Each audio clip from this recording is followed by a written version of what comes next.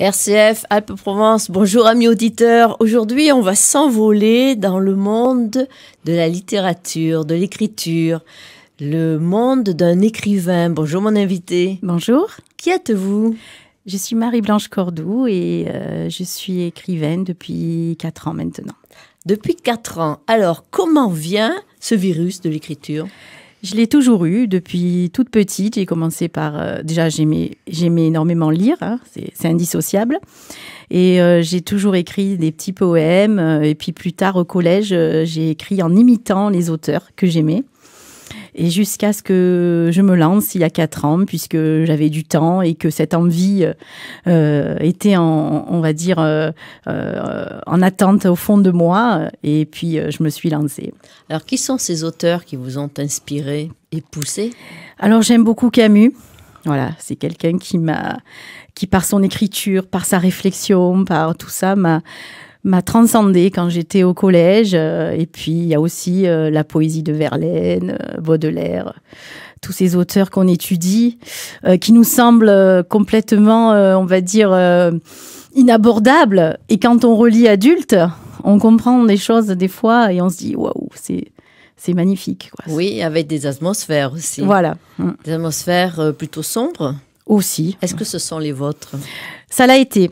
Pour mon premier roman, qui était plutôt, on va dire, un exutoire. Voilà. Maintenant, je vis dans l'écriture, vraiment dans la fiction et dans le plaisir d'écrire. J'en ai vraiment besoin. Tout en essayant d'adapter des petites anecdotes personnelles que je revisite à ma manière. Blanc de gris, textile au fil des couleurs, ça, ce sont vos premiers romans. Alors, autobiographique un peu quand même. Alors, Blanc de gris, je dirais que dans ma première partie, il y avait des choses qu'il fallait que j'évacue. Donc, je les ai romancées. On va dire que c'est peut-être une autobiographie romancée. Et ça m'a fait du bien parce que du coup, maintenant, quand j'en parle plus avec philosophie et dérision qu'il y a quelques années. Ensuite, dans une deuxième partie, je voulais vraiment traiter d'un sujet important qui est le déni. Et là, je me suis vraiment laissée aller dans ma fiction, on va dire. Voilà. Et puis, l'histoire a plu. Et alors, mes lecteurs m'ont dit, on aimerait bien une suite. Absolument. Alors, cette suite, Le manteau du ciel, il n'est pas comme les autres livres. D'abord, vous avez changé de nom. Vous avez repris votre vrai nom. Oui, tout à fait. J'avais écrit au départ avec un pseudo Julie Dudou. Pourquoi ? En fait, c'est parce que j'avais un peu peur, je manquais un peu de confiance en moi. Et puis, j'habite un petit village, je suis enseignante. Je me suis dit, peut-être que les gens vont me faire un amalgame, parce que quand même, Chloé, mon personnage principal, me ressemble, mais ce n'est pas moi. Et puis, j'ai été en fait emportée par mon succès, finalement. Tout le monde a aimé. Et puis, tout le monde savait que Julie Dudou était Marie-Blanche Cordoue. Donc là, avec mon nouvel éditeur parisien, il m'a dit, mais Marie-Blanche, quel intérêt ? Vous avez un joli nom. Lancez-vous, écrivez sous votre nom. Voilà. Alors, nouvel éditeur. Ça Oui. aussi. Comment c'est venu ? J'ai pris mon temps. Ce livre, j'ai pris mon temps. Il a mis 2 ans et j'ai pris mon temps dans les recherches. Il a mis 2 ans pour s'écrire et ça fait presque, 6 mois où j'ai vraiment attendu et j'ai démarché des maisons d'édition et j'ai choisi. J'ai pu choisir. J'ai eu des réponses positives et je me suis dit, une maison d'édition parisienne qui croit en moi, je fonce. Voilà. Est-ce que justement, vous avez envoyé un manuscrit, est-ce que c'est comme une bouteille à la mer ? Ah, tout à fait.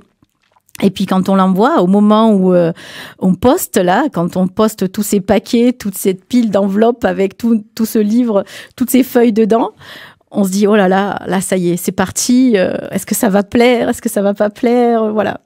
Est-ce que votre façon d'écrire a changé également ? Oui. Alors, j'ai eu des retours des premières lectrices qui m'ont dit « Oh là là, mais c'est fantastique, ta plume s'est affinée, on est vraiment dans l'intrigue de suite, il y a de la poésie, voilà, vraiment, tu as progressé. » Donc ça, c'est waouh, ça me fait plaisir d'entendre ça. Le manteau du ciel, c'est Chloé. Toujours Chloé qui est là. Oui. Et qui vit sa vie. Alors Chloé, qui se retrouve veuve avec ses 2 enfants et qui change de cap. qui habitait à La Ciotat et qui se retrouve mutée à Gap et qui va changer de métier. D'enseignante va devenir conseillère pédagogique. Elle reste quand même dans le monde de l'éducation nationale. Donc, elle intègre une nouvelle équipe, elle rencontre des amis, elle change complètement de vie. Mais quand même, elle continue à habiter son ancienne maison de vacances. Et c'est dans cette maison de vacances qu'elle va découvrir, en rangeant un peu un jour un placard, un journal intime. Ah, des secrets de famille? Le journal intime de son défunt mari. Et à l'intérieur, donc, c'est le discours d'un enfant de 12 ans qui est perturbé et qui cache un secret. Et au moment où le secret s'apprête à être révélé dans ce journal, eh bien, il manque des pages. Les pages sont arrachées. Alors, l'histoire pourrait bien sûr s'arrêter là, sauf que Chloé se fait une raison, se dit, bon, tant pis, je ne saurai pas ce secret. Sauf qu'un jour, en revenant chez elle, qu'est-ce qu'elle trouve dans sa boîte aux lettres? Une enveloppe jaune dans laquelle elle découvre une feuille de ce journal intime arraché. Et un mystérieux expéditeur va lui envoyer au compte-gouttes toutes ces pages arrachées. Waouh, c'est une emprise psychologique. Voilà, c'est une révélation de ce secret au compte-gouttes. Et Chloé va n'avoir de cesse d'enquêter, de se poser des tas de questions en se disant « Mais je suis à Gap, je suis dans un autre univers, mais qui peut être ce mystérieux expéditeur et pourquoi m'envoyer tout ça comme ça ?» Les Hautes-Alpes ont toujours été des personnages de vos romans. J'aime cette région et je trouve que quand on écrit dans des endroits qu'on affectionne, quand on parle d'endroits qu'on affectionne, on arrive quand même à transmettre beaucoup plus d'émotions. L'émotion, c'est vrai que vous la connaissez, cette émotion des Hautes-Alpes. Oui, parce que j'y réside aussi, j'ai une seconde maison dans les Hautes-Alpes et que j'aime la Bâtie-Neuve. J'affectionne ce village. J'aime les balades, j'aime le vert, j'aime le silence, j'aime cette vue, cette vallée de la Vence que je vois de ma fenêtre. C'est reposant, c'est inspirant et c'est aussi là que j'ai écrit une partie du roman.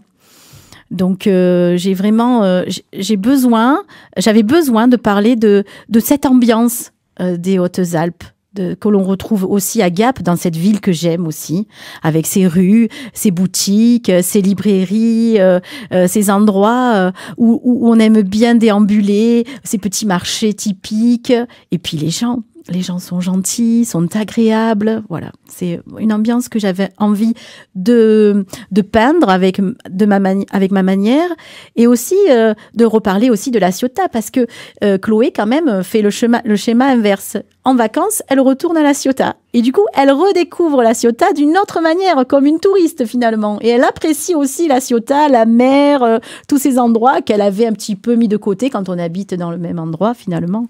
On le voit plus. Voilà. Exactement. Marie-Blanche, vos livres sont en librairie.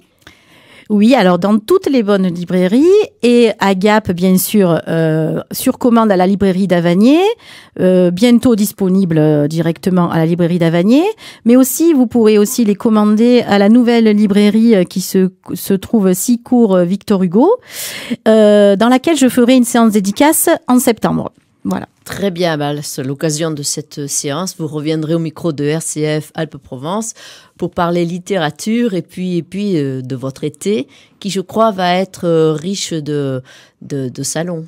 Alors, j'enchaîne. Je n'arrête pas. Donc, le 12 mai, à Céreste, à l'occasion de la sortie de mon livre, on fait une journée dédicace à la salle du Moulin. Ensuite, j'enchaîne. Le 20 mai, je serai au salon de Gonfaron. Le 26 mai, je fais une émission qui s'appelle Envie de lire à Sainte-Maxime. Ensuite, le 2 juin, je serai au salon de Pertuis, au salon du livre. Le 9 juin, au salon du livre de Marignane. Le 23 juin, je suis au salon du livre de Lacoste. Et le 8 juillet, je serai au festival d'Avignon. J'aurai la chance de dédicacer mes livres avec d'autres auteurs pendant le festival. Qu'en pensent vos élèves ? Alors mes élèves ont découvert un peu par hasard parce qu'une fois j'avais mon livre posé sur mon bureau et j'ai entendu « Ouais, c'est le livre de la maîtresse, elle écrit, etc.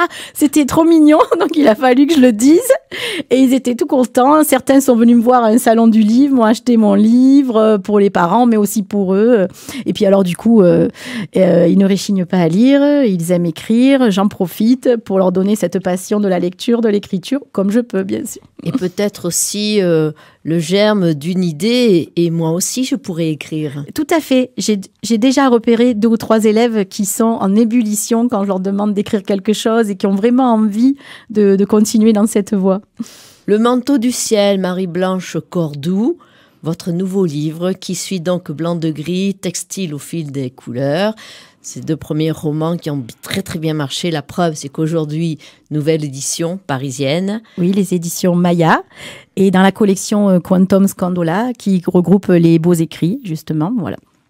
Félicitations. Merci. Félicitations, c'est un bourgeon qui éclot. Oui, tout à fait. À chaque fois, c'est un renouvellement, c'est une nouvelle aventure avec un nouveau livre. Nous avions fait votre première émission de radio avec votre premier roman sur RCF Alpes-Provence. Eh bien, nous continuons l'aventure avec vous et rendez-vous pour les prochains. Je l'espère. Ce serait un réel plaisir. Merci beaucoup. En attendant, on vous retrouve donc en dédicace sur Gap, mais là, on en parlera pour septembre. Oui, pas de souci. Je reviendrai, bien sûr. Merci Marie-Blanche Cordoue, Le manteau du ciel aux éditions Maya. Ça, c'est un livre à acheter tout de suite. Vous allez l'ouvrir et vous ne le lâcherez pas. Oui, j'espère. Merci beaucoup et à très bientôt. À très bientôt, merci.